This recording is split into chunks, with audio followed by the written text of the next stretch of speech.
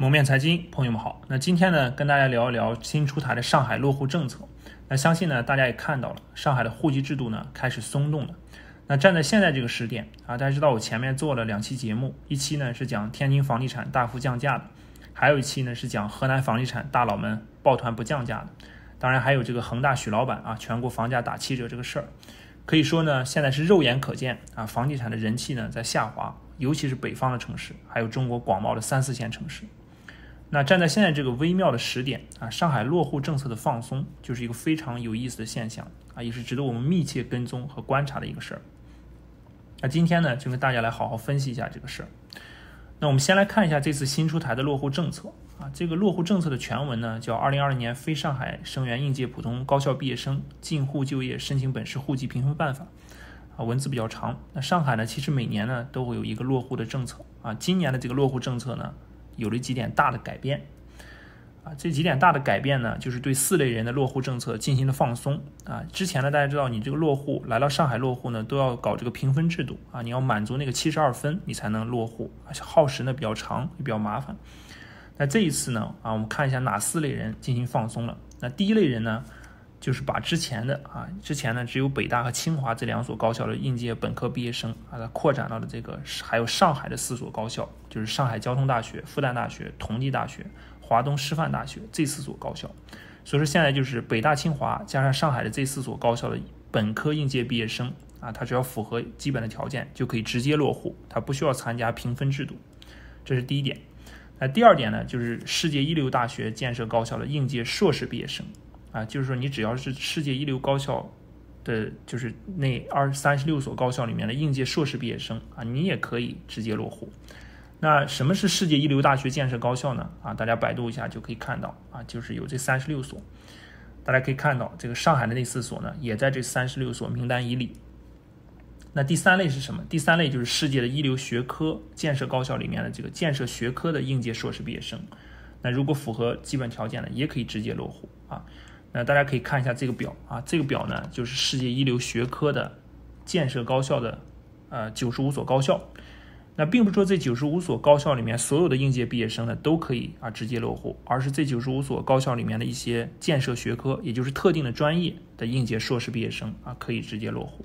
那第4类呢，就是这个博士啊，就是大部分学校的博士呢啊，只要符合基本条件就可以直接落户。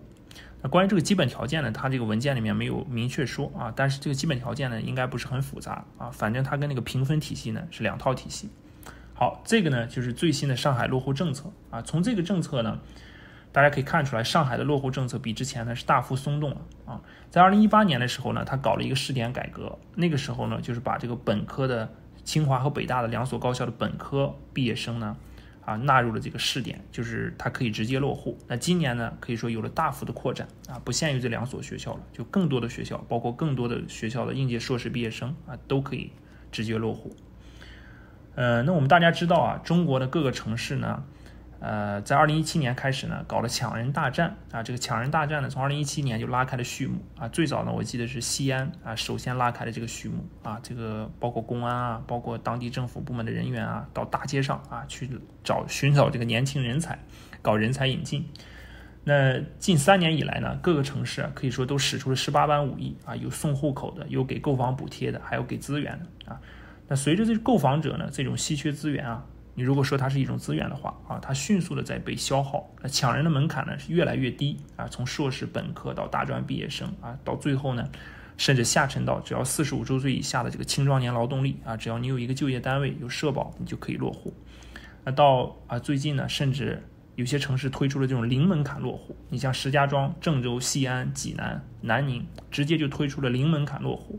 可以说啊，这个抢人才的大战沦落到了这个大抢活人。像这些零门槛落户的这个城市呢，你只需要提供一个身份证、户口本啊，以及写一份申请落户的证明就可以。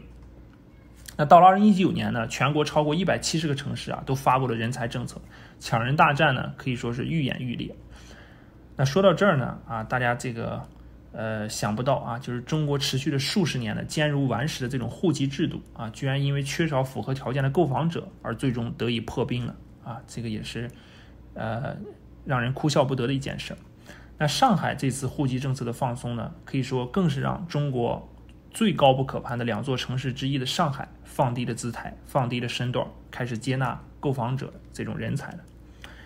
那抢人大战呢，走到今天啊，我相信呢，绝大部分人都已经看明白了啊。中国有句古话叫明修栈道，暗度陈仓。那各地呢，其实就是通过人才引进这种政策，它变相的突破了房住不炒和限购政策。那通过户籍制度的大幅宽松呢，它来吸引购房者，来推动当地房地产的发展啊，进而地方政府实现一个卖地收入的上升。那这样做呢，有2个好处啊，一个呢是落实了中央房住不炒的大政方针啊，同样呢，第二个呢，它也不耽误地方政府和开发商的卖房卖地的大业。其实这个房住不炒和限购的政策啊，它本质呢是一场信心和预期的游戏。那这个预期呢，玩的就是让你购房者感觉到啊，正是因为限购政策的存在，所以房价呢仍有上涨的潜力。只要房住不炒和限购政策放在那儿啊，所以最后呢，非但不是用来遏制房价上涨预期的，反而是很好的塑造了房价还有继续上涨空间的预期。这样呢，就可以把房价永远涨的这种预期给它拉长，把房地产的成交量呢尽量维持在一个比较高的平台啊，不至于人们因为信心和预期的坍塌而导致房地产迅速进入冰点。那房地产大家知道，它就是一个不买涨不买跌的市场，所以维持预期和信心呢非常重要啊。这个预期呢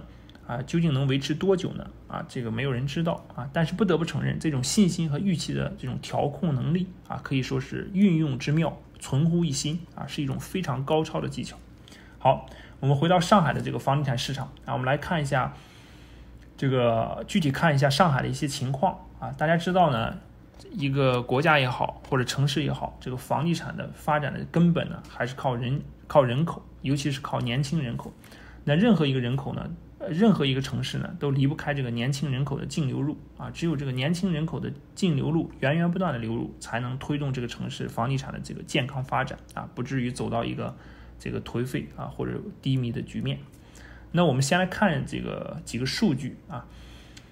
那我们第一个数据呢，我们来比较一下北上广深的这个 GDP 总量和人口的一个情况啊，让大家感受一下这几个城市的尤其是北京和上海啊，这个经济实力和人口的情况。我们可以看到这个是表上啊，这个一线城市里面北上广深啊，北京和上海呢，这个 GDP 的总量都在3.5万亿以上的水平啊，广州和深圳呢，其实在2万多亿的这个水平。其实啊，人们平时经常说这个北上广深，其实是不客观的。真正意义上来讲呢，这4个城市呢，其实并不是一个层级的啊。大家可以看到，无论从人口还是从 GDP， 那这2个城市呢，北京和上海这2个城市呢，其实是属于超一线城市的啊。他们俩的这个资源禀赋啊、人口体量和经济规模呢，是比较相当的。那广州和深圳呢，其实和北京和上海其实是差了一个量级的啊，甚至是差了1万亿的一个 GDP 的一个水平的量级。人口呢也差了很大的一个量级啊，北京、上海都在2000万以上人口的规模，广州和深圳呢还是1000多万人口的一个规模。而且在落户条件上来讲呢，这个北上广深呢这个差距也是非常大的。你像广州和深圳的落户门槛呢，其实已经非常宽松了。你像广州的落户条件呢，只要广州的本科生加上半年的这个社保就可以落户，深圳呢更是直接下沉到你只要是专科毕业生就可以落户啊。但是北京和上海的落户政策呢一直都是非常高不可攀的2座城市啊。那这一次呢，上海这座高不可攀城市呢，终于放低了姿态啊，开始这个落户的这个门槛呢开始有所下降了。这是给大家看的第一个数据啊，就是北上广深的 GDP 和人口总量。那第二个呢，我们再看一下这些年上海常住人口的一个增减变化啊。大家知道，只有人口的流入才能推升房价的上涨啊，才能维持房价的一个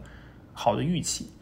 那我们可以看到，从2015年到2019年，上海的常住人口的增长非常缓慢啊，有些年份呢甚至是下降的。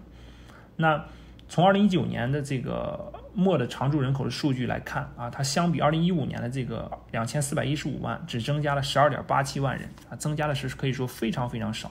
那其实大家知道这些年因为这个人才引进的政策，各地的抢人大战，有些城市它1年增加的人口就超过40-50万啊。比如大家可以看这个图，这个图呢是2019年主要城市常住人口的增量啊，你可以看到在2019年杭州呢，这个排名第一啊，它这个增加了55.4万的人口。深圳呢排名第2，它增加了41.2万的人口。然后是广州啊，然后如果你再去看上海，就发现非常靠后啊。上海呢，一共才增加了4.36万人口啊，排到第15名。然后你再看北京呢，人口居然是净流出的啊，所以你就能感受到这个上海和北京这两座超级一线城市啊，因为高房价和严格的落户门槛啊，导致了这个人才的流入开始变缓、变慢，甚至流出。好，这是第2个数据。第3个数据，我们再看一下上海的这个老龄化情况和少子化情况啊。上海的老龄化呢，我相信大家都听说过啊，非常老。它其实每3个户籍人口里面就有1个超过60岁啊。具体是大家可以看到啊，35.2%的这个比例，60岁以上人口的占比啊。那65岁以上人口呢，这个占户籍人口是24.6%啊，也是非常非常老。大家知道，在国际上有一个统计学的标准。就是如果65岁以上人口占比超过20%，那就是一个超级深度老龄化的社会啊。那上海呢啊，远远超过20%。接着我们再看一下这个出生率啊，出生率大家可以有的人呢做了一个统计，蛮有意思的，就是在这30年的1月1号每天的出生人口，大家可以看到，在1990年1月1号的时候呢，有2784人出生啊，到了这个2020年的1月1号呢，这一天啊，出生人口就只有158人了。156人，下降了这90%多都不止啊！可以看到这个上海的出生人口是越来越小，越来越小。那我们再看一下这个人口出生率啊，做个对比。你一看这个图啊，这个仔细看了以后会让你非常震撼啊！上海的这个人口出生率这个非常低啊，它这个比东3省甚至都低，它只有0.73啊，非常低。日本的这个出生率大家知道都非常低啊，是1.141，但是上海的人口出生率比日本都低，可以说是东亚城市里面啊，应该是少有的非常低的出生率的城市。好，这是第4个数据。我们再看一下第5个数据，就是上海的这个2020年上半年的一个卖地收入情况。那可以看到这个卖地大户啊，第1名是杭州市啊，第2名就是上海啊，第3名是北京。那上海的卖地收入呢是1350亿啊，同比增长97%，还是非常大的一个数字。好，看了这些数据以后呢，我相信大家对上海情况呢就会有一个基本的认识啊。首先第一点呢是上海人口的老龄化、少子化非常非常严重，而且还在加剧。那光靠上海内生的人口呢来承接上海的房地产呢是远远不够的。那第2点呢，就是因为这种高房价和严格的户籍壁垒啊，这些年流入上海的人口大幅减少啊，可以说是远远落后于这个江浙一带的这些城市，比如杭州啊、这个宁波啊，包括广东的这深圳和佛山啊这些放松户籍的强2线城市。那购房者这种资源呢，可以说是被这些城市都给吸走了。那第3点呢，就是上海的卖地收入还不是一笔小数目啊，这个卖地收入呢，想维持和得以增长，那人才引进、放松户籍呢，可以说是势在必行。啊，大家可能不知道啊，在8月份，其实上海啊，共计有30个新盘进入市场，共带来了9400余套房源供应，环比增长180%，同比2019年呢也上涨了164%啊，供应量呢可以说创下了2019年以来单月供应的新高。所以说大家可以看到新房呢在源源不断的供应啊，但是人才的流入呢又是每况愈下，又在减少，所以说落户政策呢就势在必行。那落户政策的放松呢，必然会为下半年大量的新房供应提供这种新生力量。大家知道这个中国有买房的结婚的传统所以双方父母这个帮着凑一下首付然后夫妻2人呢再做一个按揭贷款基本呢就可以买一个上车的一个楼盘虽然非常或者说就是压力会非常大但是这种传统的力量文化的力量非常强大，基本呢大家都默认了这种形式和模式。所以中国的房地产现在走到现在呢大家已经可以看到了这个确实太需要打一针鸡血了，来提振一下全国市场的这种人气否则的话因为最近这个媒体的消息大家也看到，这个天津房价、河南房价，包括整个北方的房价包括整个这个房地产企业的三条红线种种的压力对房地产都开始构成这种压力。所以说这个肉眼可见房地产的人气呢确实在下滑。所以这个时候上海呢进行落户政策的放松如果能打一针鸡血就可以提振一下全国房地产市场的人气。好，最后呢再给大家看一组数据，这个数据呢可以反映一个财富流向的秘密其实也可以反映这个为什么核心的超一线城市这个房价比较坚挺的原因。大家可以看这个图啊，这个图呢是GDP 还有千万资产的家庭占比，还有亿元资产的家庭占比啊，这个一个数据图。那大家可以看到，这个创造 GDP， 这个比如说北京啊，它的 GDP 占到 3.6%， 但是千万资产家庭的占比呢是 18.3%， 所以这个是不相称的。就是说，创造的 3.6% 的这个 GDP 的北京，它拥有了这个千万富豪的数量，远远超过了这个 GDP 的占比啊，大概超过了 5.1 倍啊。大家可以看到这个最后面有个绿色的数据 5.1 倍。然后上海也是一样，对吧？它 GDP 占比 3.9%， 但是千万资产的家庭占比呢是 15.8% 啊，这个占比呢也是非常非常高，远远超出它的这个 GDP 的占比啊。那我们再看一个极端的，这是前面两个是表明这个财富啊，像北京和上海在集中。那我们再看一下下面那些集中的，你看最典型的是倒数第3行甘肃啊，甘肃的 GDP 可以占到全国的 0.9%， 但是它这个千万富豪的占比呢只有 0.1%啊，就跟它这个创造 GDP 呢不相称，很多的钱呢都流向了这种大城市或一线城市，并没有留在甘肃本地啊，所以我们可以看到很多的这个西南的，包括西北的一些省份，他们很多的这个千万富豪的占比和他们的这个 GDP 的占比呢不相称啊，这个呢就代表大量的财富呢很有可能流向了一些发达城市、沿海城市啊，尤其是一线城市。所以我们就可以看到一线城市的这种千万富豪和亿万富豪的占比非常非常高，远远高于它的 GDP 占比。好了，今天的分享呢就先到这里啊，欢迎呢大家关注蒙面财经，参与我的直播互动啊，在这个伯爵云诡和动荡不安的市场中啊，我们共同趋利避害，把握机遇。那感谢大家的收看，我们下期再见。